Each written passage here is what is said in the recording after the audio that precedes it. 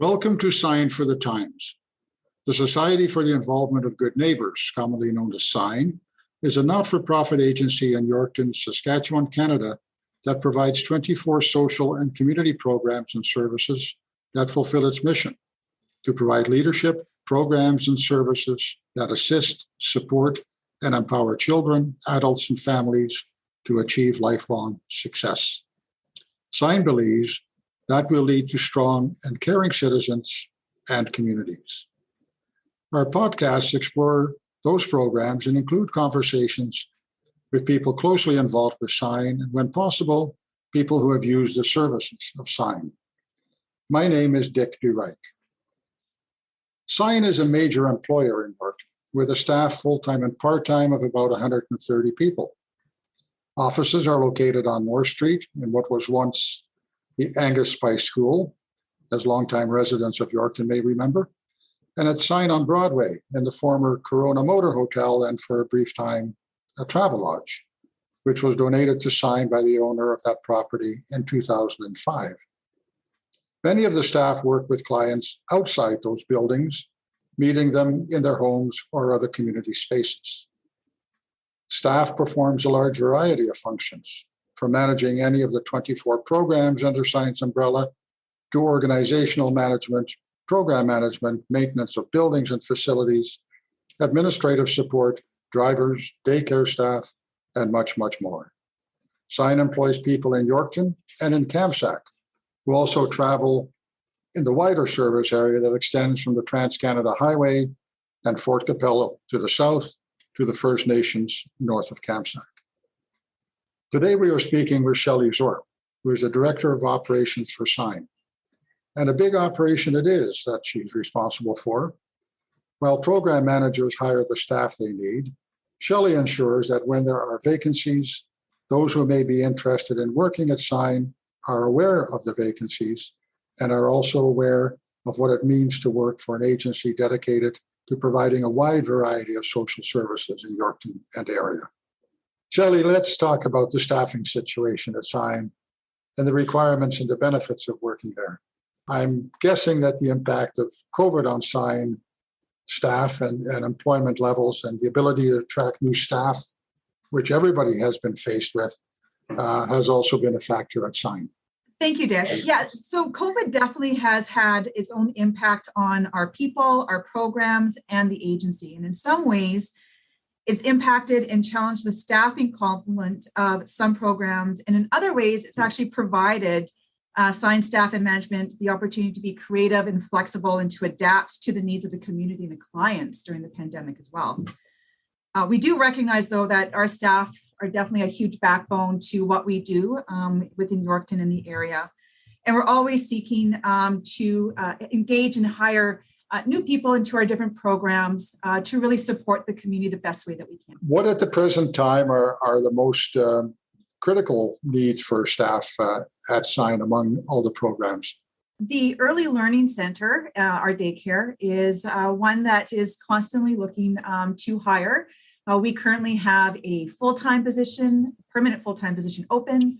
We have a temporary full-time position open. And we're always looking for casual staff as well. So that has probably been the hardest hit program due to the pandemic. What is interesting to note as well is that the early learning centers throughout all of the area have really been hit hard due to COVID as well.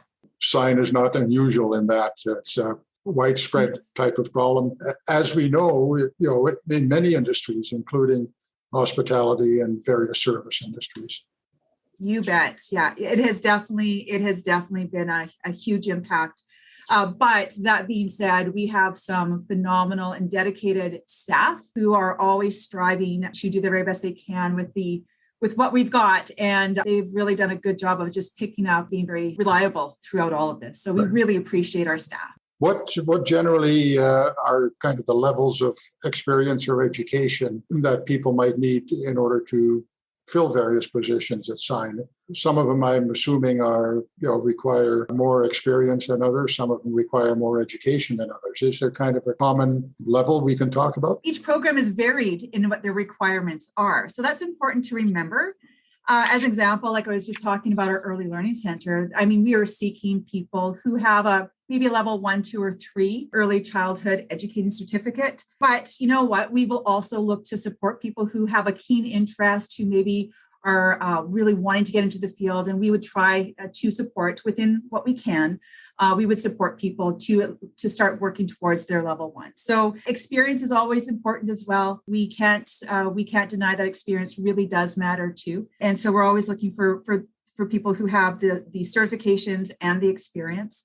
But we're also willing to support people in their learning as well. Some of our other programs, as an example, our family preservation program or our housing outreach program, they would be seeking somebody with a social work degree, maybe some experience working with individuals who might be struggling with addictions or mental health. So it really does vary. But again, people have a keen interest, a desire to help others. We would definitely be wanting to talk to those individuals as well. There will be some people who think that because SIGN is a social service agency that, if I don't have a social work degree, I don't qualify, but that's obviously not the case.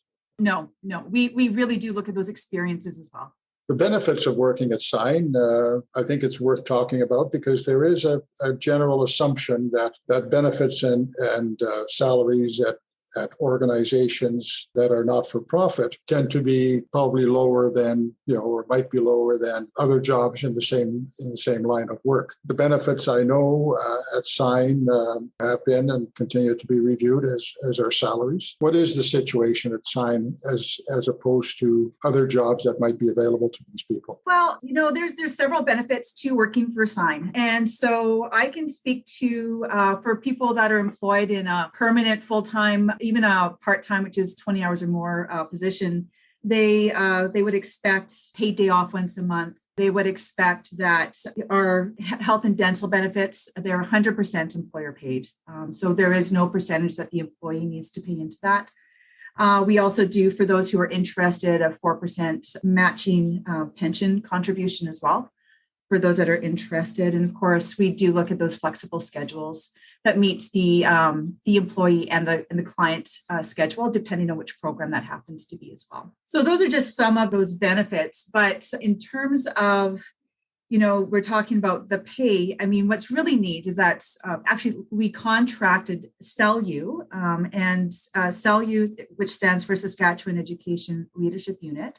We contracted them, and they did several things for us. So they provided us a survey that we provided to all staff for feedback about workplace satisfaction. We also did a review of our salary levels and with comparison to other similar programs and community-based organizations within the province. And they used a salary data collection tool to obtain that information. And of course, CELU provided us a report, recommendations, and an action plan from all of that to meet the needs identified from the survey and data collection tools. And what we can say for sure is that we are very comparable to other community-based organizations within the province in terms of our wages and our benefits that we provide to our staff. So we are competitive. People need not think right off the bat that because it's a not-profit, things are going to be not as good as they might find somewhere else, obviously. And I mean, those are definitely conversations that we have during our interview processes, for sure. There are always, it seems, job listings and jobs available and SIGN looking for people to work in various programs. You're on the website. Where else can people find out about job listings? Individuals can definitely check out our SIGN website. They can also check out Sask Jobs and Indeed. That's where we will post all of our job postings. We also post internally, and we try to make sure that internally that people there's movement as well. But we also post externally as needed too. And those job listings will provide people with a detailed outline of what the job entails and how to apply. That is correct. So when people apply, and they can do it online, as you mentioned, because we are on various platforms, what's the process from there? You obviously get the applications or the program manager does? What's the process that goes from there? So once a person has made an application, it goes to the hiring manager. So the manager of that program. And like we've talked earlier, we have 24 programs, which means that we have 24 different managers as well. So it goes directly to that hiring manager. They will shortlist those people that they feel have the experiences, qualifications that meet the needs. They will contact those individuals and they will set up an interview, which we would prefer to do in person because in person is always best. But we have also been known to be accommodating and provide virtual interviews as well. So that's something that we've gotten very good at over the last 2 years. Everybody has, I think. Yep. I think you're right. Absolutely. Then after that, we will review the interviews. We will shortlist from there. We will reach out to the person that we feel best meets the needs of the program, and then of course contact everybody else who's also been interviewed as well. Once that person is hired, there's a few things that are needed. We do require criminal record checks to be completed for all of our positions, and those have to be at least 6 months old or less. If it's older than 6 months, we'll have to go get another criminal record check. We review the criminal record check and then we give it back to the individual as well. That's theirs to keep, not ours. From there, once they are hired, we actually have a whole orientation process we like to walk people through. We do have orientation for all of our programs, which is, to the individual program, the job description, those things. But then we actually have a process where we get to meet with all of the new staff. And so Andrew Sedley, who is our executive director, and myself, we will meet with all new hires once a month. And so with these new employees, we will talk about the history of Sign. We will actually do an overview of all of our programs so people understand how vast we really are. We have 7 different locations. We're working primarily out of 2 major communities, which is Yorkton, Kamsack. So people don't know those things. So it's always great to talk about and educate people about our agency. The other things that we talk about is the orientation to policy and procedure. And we also orientate people to occupational health and safety and making sure that people understand their rights under OH&S legislation. And it's just a really great way to say hello to people and meet them and really talk about our values, our mission, our vision for Sign, and really engage people in how excited we are about that as well. And I assume that a lot of these people might be surprised at the broad services that Sign offers, and their job may actually require them to connect with other aspects and other programs of Sign, because there's a fair bit of interrelationship there. There really is. And you know what? It really is. It's exciting for me to share about the great things that we do as an organization. And then we talk about how also that partnership. So the knowledge is really essential because the partnership is critical to meet the needs of clients and our community. And so, you might be working in, say, the early learning center, but you might know about the family support program, and you might know about the walk-in or the rapid access counseling. And if you see somebody struggling, you can let them know about, hey, did you know about these programs? The partnership with our broader partners in the communities are really critical as well, because we do know that no one's an island. We all have resources, we all have passion, we all have things that we can provide that really do complement others as well. We don't want to overlap services because that wouldn't be responsible, I think, to our funders and whatnot too. But we definitely want to complement each other to really to do the very best job that we can in the community. Well, thank you, Shelley. That's been very informative. And to repeat, the job opportunities are posted on the Sign website, www.signyorkton.ca under careers, as well on sasjobs.ca and indeed.com. And the Sign website now also includes a form that can be used to apply and attach resumes and other documents. So basically, the application process can all be done online. New Sign for the Times podcasts are published regularly. In upcoming podcasts, we will continue to talk with those who have been assisted by Sign's various programs and with the program managers and staff who provide that assistance. If you have comments or suggestions, please feel free to email communications@signyorkton.ca or use the contact options on our website at www.signyorkton.ca. We are also on Facebook, Twitter, and Instagram, all at Sign Yorkton. Thanks for listening, and we will talk again soon.